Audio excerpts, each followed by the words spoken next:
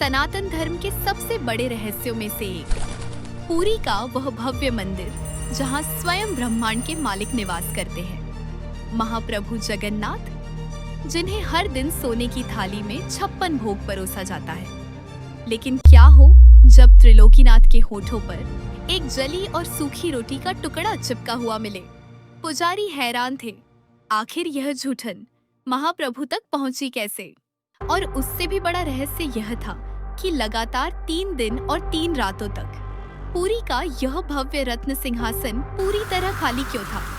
भगवान अपने ही मंदिर से गायब थे। राजा गजपति बेतहाशा दौड़ रहे थे। शोक में डूबे राजा खाली सिंहासन के सामने गिर पड़े और रोते हुए राजा गजपति बोले, हे त्रिलोकीनाथ, ऐसो कौन सो अपराध होए गयो मोपे जो आप अपनो घर छोड़ के चले गए? पूरे महल के कोने कोने में खोजबीन हुई। राजा ने अपने सारे सैनिक दौड़ा दिए। बाहर भयंकर तूफान था और अंदर भक्तों के दिलों में हाहाकार। लेकिन किसी को नहीं पता था कि भगवान तो पुरी से कोसों दूर एक टूटी हुई झोपड़ी में अपनी ही लीला रच रहे थे। ये था माधव, एक ऐसा गरीब भक्त जिसके पास धन नहीं, बस अपने भगवान के लिए अथाह प्रेम था। वह रोज रात को फूट फूट कर रोता था।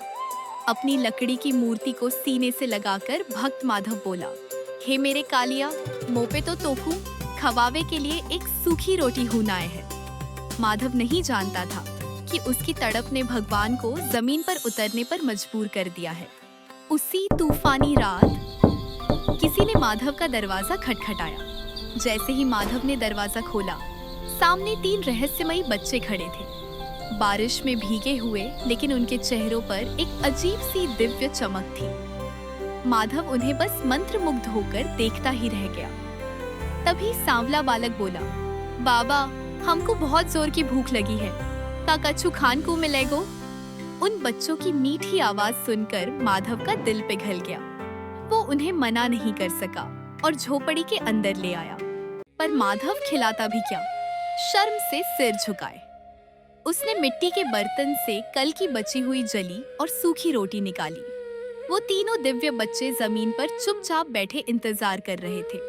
रोते हुए माधव ने वो सूखी रोटी उनके सामने रख दी और माधव बोला, लला, मोपे तो तोकू खवावे के ताए बस यही है, मोकू क्षमा कर दे। लेकिन उस सांवले बच्चे ने वो सूखी रोटी ऐसे खाई जैसे वो कोई अमृत हो। बाल रूप में महाप्रभु हंसते हुए बोले, अरे वाह बाबा, ऐसो मीठो स्वाद तो मोको मेरो घर के 56 भोग में हूं ना मिल्यो। माधव की आंखों से खुशी के आंसू बहने लगे। उसे पता ही नहीं था कि वो किससे खाना खिला रहा है। पुरी में हाहाकार मचा था और यहाँ त्रिलोकीनाथ अपने भक्त के साथ झोपड़ी में खेल रहे थे।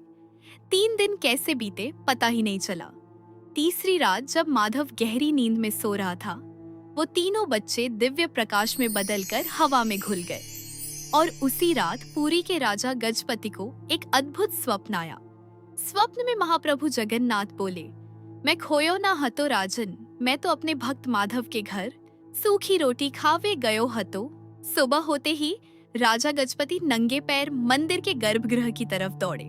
कपाट खुले और महाप्रभु अपने रत्न सिंहासन पर वापस विराजमान थे। राजा गजपति जोर से पुकारे, जय जगन्नाथ। लेकिन तभी मुख्य पुजारी पूरी तरह सन्न रह गया। पुजारियों की आंखों से आंसुओं की धारा बह निकली, क्योंकि भगवान जगन्नाथ के मुस्कुराते हुए होठों पर माधव के घर की उसी जली और सूखी रोटी का एक टुकड़ा आज भी चिपका हुआ था।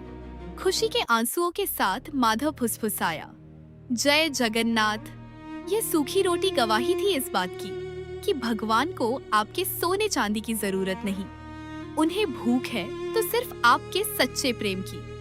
अगर माधव के इस प्रेम ने आपकी आंखों में भी आंसू ला दिए हों तो कमेंट्स में जय जगन्नाथ जरूर लिखें।